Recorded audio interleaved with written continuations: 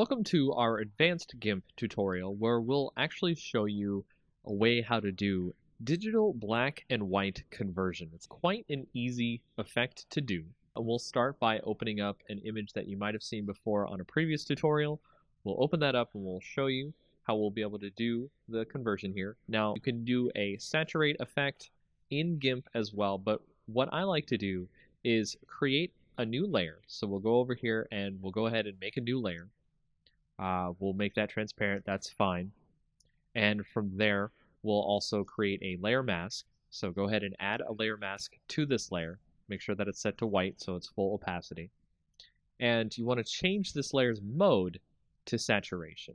And by changing this layer's mode to saturation, you'll be able to change the opacity on the saturation on the layer. To get the saturation on the layer, you'll go over to the bucket tool and you will put in black on the actual layer itself. And this will create desaturation of the layer. And you'll be able to see the entire layer is in black and white. Now, you can set the opacity on this so the effect is not that dramatic. So you can have some color, you can have less color, all the way up to 100%. So you can change this as you will, instead of just using the saturation effect, which will be one time only.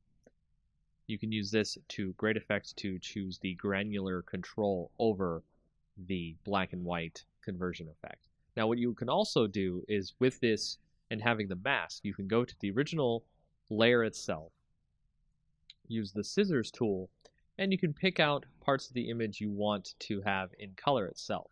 So if you see here, I have picked out some of the glasses to be in color, and the scissors tool is one of the best tools for this as it tries to find the edges of the glasses on our background layer here. And of course, you could drag each point to make sure it tries to find all of the different parts of the glasses, and then we'll go ahead and click inside to select it. And if we do that and then go back to our layer mask for our saturation layer, we can go in there and we can select the brush tool, make sure it's set to black because we're going to be painting on the layer mask so we can make the color shine through. And you can just start painting in those glasses there and make those glasses show up in actual color compared to the rest of the image. And that's just a very quick way of how to do digital black and white conversion in GIMP.